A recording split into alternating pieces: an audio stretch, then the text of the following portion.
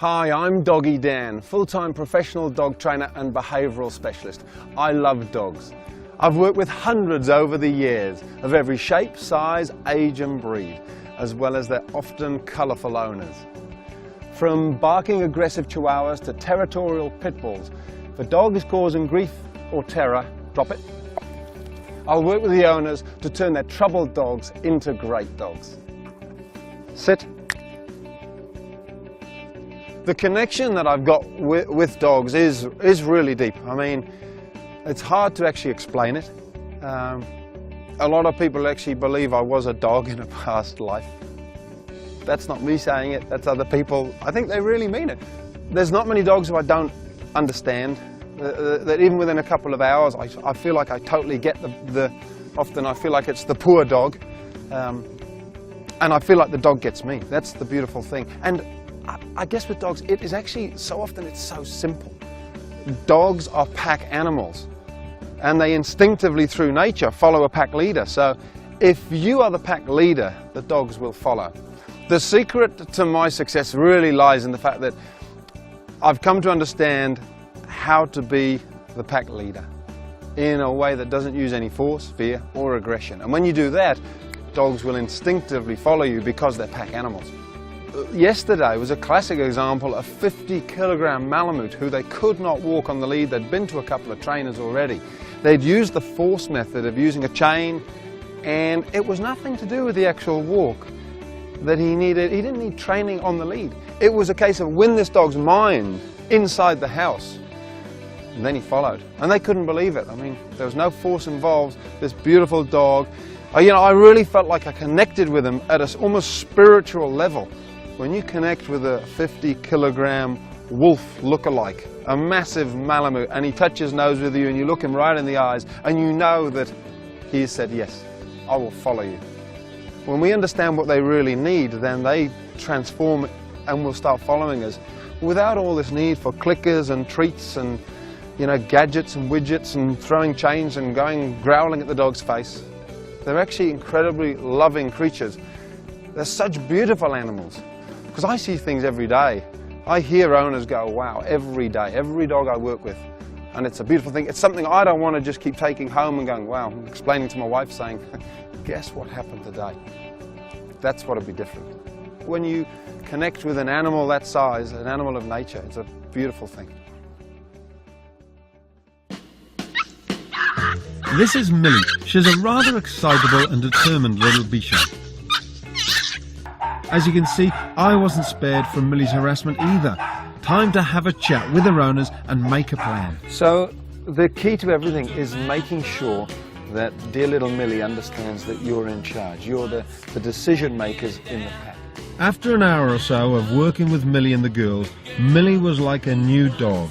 No yapping away in her old stomping ground by the front door, but rather a great dog who was happy to succumb to the leader of the pack. Good on you, Millie. Next, I was off to see Gail and Warren and their defiant Jack Russell cross, Lucy. Our dog's name is Lucy, and she's 3, and she's a Bitzer. Jack Russell, Foxy, Corgi. She has not many problems, but our biggest problem is she doesn't come back to recall. If we open the front door, she gets it, she's gone. So here we are at the park with Lucy, and we're going to start training the recall, and what we've got is 55 metres of 4mm thick line, so a pretty thin line, but it's very strong. We've got a clip which we're going to attach it to and clip onto Lucy so we can keep control of her, and we've got some beautiful tasty treats here. We'll just pop this. I didn't ask her to get out, so I'll ask her to get back in. Back in you get, Hup. Good girl, wait.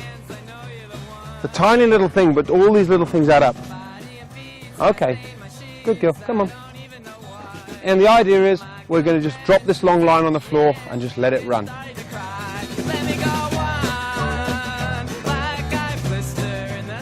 The key is to make it fun. So call her over, reward her immediately, and then let her go again. Beautiful.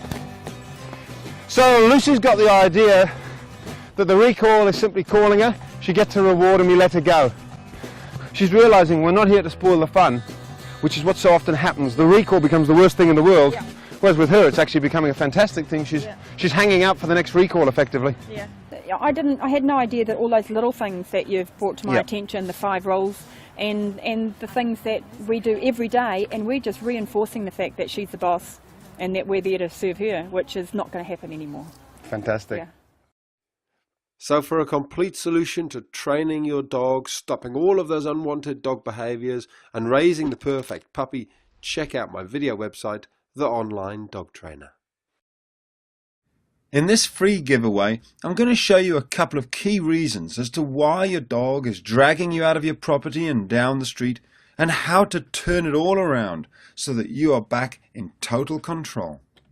As you're going to see, the amazing thing about this method is that I use absolutely no force or fear or aggression. I don't even need to correct this dog, and yet she'll stop pulling of her own free will. A lot of people fail to realize that unless you first establish yourself as the pack leader in the house, your dog will never let you be the pack leader on the walk, and so they'll always pull you. Becoming the pack leader is something I explain step by step by implementing the 5 golden rules that are inside the pack leader section of this video-based website. It's something that's so fundamental to stopping your dog from pulling you down the street.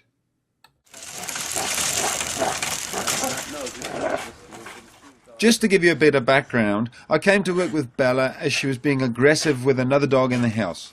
She's clearly a strong dog, and she's got a lot of energy that she was demonstrating when I turned up. Bring your tire.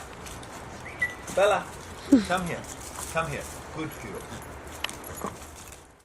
Also, it's worth pointing out that Bella is usually walked on a check chain.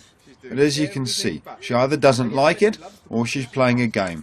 But I'm going to show you how you won't even need one when you know how to walk your dog properly. So here we are at the very start of the walk, and I've just attached a simple lead to her simple flat collar. There's no check chain. And then I'm going to stand up and just wait for her to calm down. I want a nice loose leash before I actually start walking.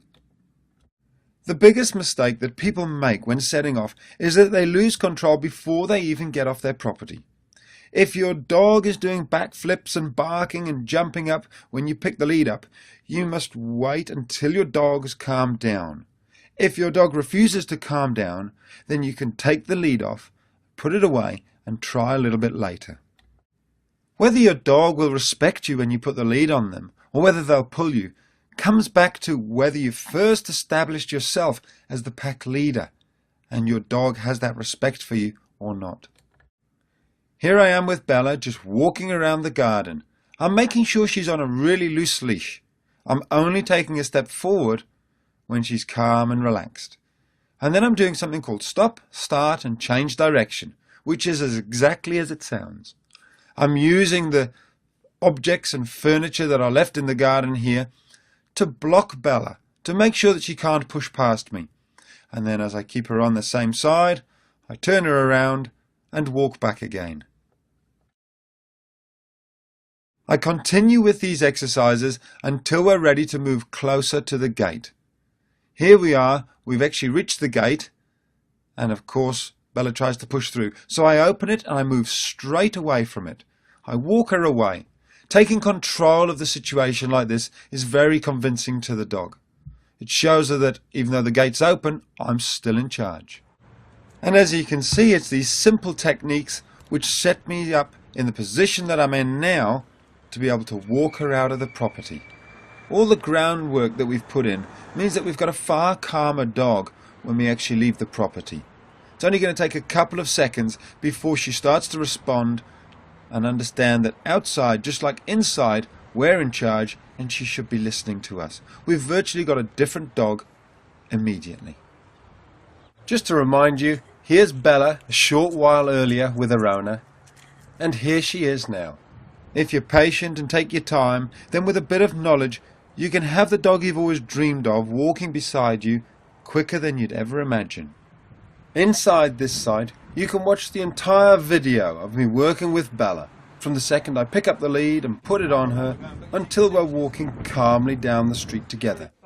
You can also see how we got her relationship with Asterix back on track. There's nothing left out. so that you can follow it exactly, step by step, until you get to this stage, where you aren't even holding the lead, and your dog is walking by your side. Not even holding the lead, she's just walking next to me. Once you've put in place the 5 golden rules to becoming the pack leader that are shown on the site, then you'll be in a position to train your dog.